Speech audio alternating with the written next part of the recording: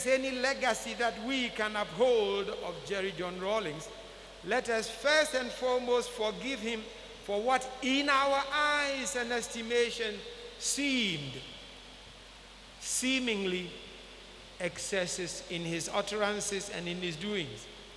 At this Holy Mass, when we commemorate the saving passion and death of our Lord and Savior Jesus Christ, that singular sacrifice of atonement which he made once and for all on Calvary, ours now is to forgive, if any. For now is the time to leave judgment to the Lord our God alone.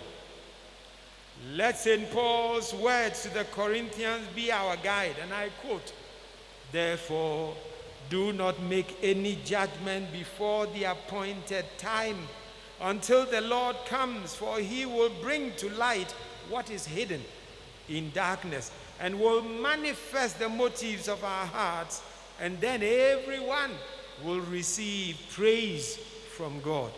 1 Corinthians chapter 4, verse 5. Yes, everyone will receive praise as God, the just judge, deems fit. The second legacy of Jerry is this: now is the time to look with different and unbiased eyes at his personal crusade of probity, transparency, and accountability.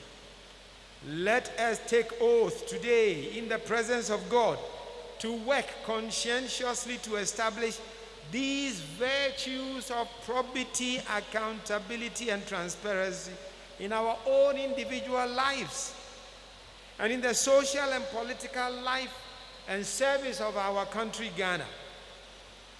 This will be the most worthy legacy and monument we can build to his name, and for posterity not to forget that once there lived in Ghana a man, Flight Lieutenant Jerry John Rawlings, who so abhorred unrighteousness and tried to sanitize our country and society, albeit in his own way. At this juncture, let me dare address you, the young ones here present, more especially, if I may, Zaneto, Yasantua, Amina, and Kimathi. Jerry, your dear father, is no more. You will miss him greatly, because only you knew him differently from all other persons.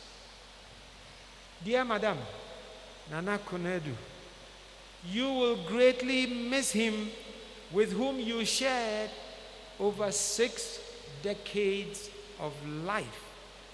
I hear it all started even earlier in Achimota School. No one knew Jerry better than you did, I bet. The accounts tell us, "Dia eno ensa kono," ana dia odo ensa kono, eno ensa enruho. So you knew him better than anybody else. God gave him to you, and you loved him and shared his dreams and his life project with him. Our Lord Jesus Christ, the Savior, is by your side, and he says to you, the dear family, "Blessed are you who mourn, for you will be comforted."